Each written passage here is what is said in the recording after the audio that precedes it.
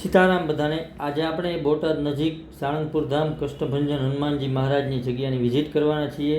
કષ્ટભંજન હનુમાનજી બધાની મનોકામના પૂર્ણ કરે। હું મુકુંદ પાલખાણીયા રિધમ ઓફ પોઝિટિવિટીમાં આપ બધાનું સ્વાગત કરું છું। આજનો મારો પોઝિટિવ થોટ છે, આપણા શબ્દો આપણી દુનિયા બનાવે છે। જીવનમાં આપણા વર્ડ્સ જ આપણી દુનિયા બનાવે છે। શબ્દોથી આપણે લાખો લોકોના દિલ જીતી શકીએ છીએ। આપણા જીવનમાં શબ્દો અનેક રીતે સંકળાયેલા છે। આપણો સ્વભાવ પણ આપણા શબ્દો ઉપરથી નક્કી થાય છે। માણસ મરે છે પણ શબ્દો ક્યારેય નથી મરતા। શબ્દોના બાણથી વાગેલો ઘા ક્યારેય નથી રૂજાતું। તેથી વર્ડ્સ હંમેશા સમજી વિચારીને બોલવા જોઈએ। શબ્દ જીવનને શણગારી પણ દે છે અને સળગાવી પણ દે છે।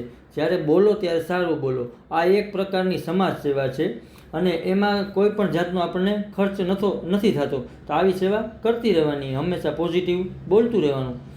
મિત્રો, દ્રૌપદીના તીખા શબ્દોને કારણે જ મહાભારતના યુદ્ધની રચના કરી નાખી હતી। એટલે આપણા શબ્દોની તાકાત કેટલી હોય છે ને તે મહાભારતના યુદ્ધ પરથી સિદ્ધ થઈ શકે છે।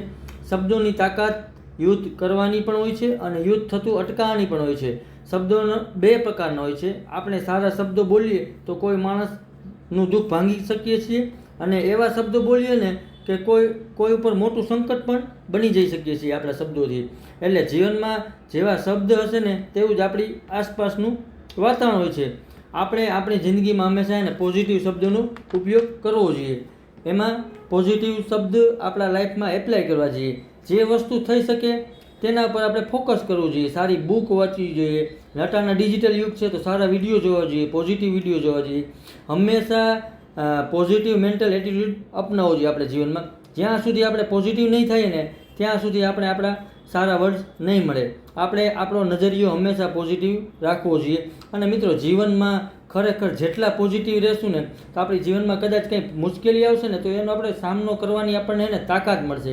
એટલે પોઝિટિવ રહેવું તો મેન્ટલી પોઝિટિવ રહેશું તો શબ્દો પણ આપણા એને પોઝિટિવ થશે અને શબ્દ ઉપરથી જ આપણું ફ્યુચર નક્કી થાય છે। જેટલા આપણે સારા વર્ડ્સ યુઝ કરીએ, ભલે ને ગમે એવી તકલીફ હોય, હવે થઈ જશે ધીરે ધીરે બધાના જીવનમાં સારું થતું જશે। કોઈનો સરખો ટાઈમ હોતો નથી પણ બધું સમય ઉપર છોડી દેવું જોઈએ, ભગવાન ઉપર છોડી દેવું જોઈએ। ધીરે ધીરે બધું સારું થઈ જશે, ભગવાન બધાનું સારું કરી દેશે। અને લાસ્ટમાં મિત્રો હું એટલું કહીશ કે ગીતાજીમાં એને મિત્રો લખેલું છે પોતાના શબ્દો સારા રાખવા, કેમ કે માણસ વયા જાય છે પણ એના કહેલા શબ્દો આ જીવન રહી જાય છે। દુનિયામાં આપણે તો વયા જશું પણ આપણા કીધેલા શબ્દોને આપણે કોઈનું સારું કર્યું હોય છે, કોઈને મદદ કરી છે ને મિત્રો, એ અહીંયા જ રહી જવાની છે। તો હંમેશા જીવનમાં એને શબ્દો સારા વાપરવાનું, હંમેશા પોઝિટિવ રહેવાનું અને હંમેશા ખુશ રહ્યો અને ખુશ રાખો। એકબીજાને મદદ કરતા રહ્યો, એકબીજાનું ભલું ઈચ્છો, હંમેશા એકબીજાને હિંમત આપતા રહ્યો। બસ આવું બધું કાર્ય કરતા રહ્યો અને હંમેશા પોઝિટિવ રહ્યો અને પોતાના શબ્દો પણ હંમેશા સારા વાપરો। Thank you all of you મને જોવા અને સાંભળવા બદલ। નેક્સ્ટ વિડીયોમાં હું બીજો પોઝિટિવ થોટ લઈને આવું છું।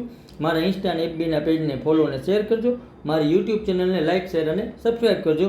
અને મિત્રો, કોમેન્ટ પણ કરજો વિડીયો કેવા લાગે છે, જેથી કરીને આપણે વધુમાં વધુ લોકો સુધી પોઝિટિવિટી સ્પ્રેડ કરી શકીએ।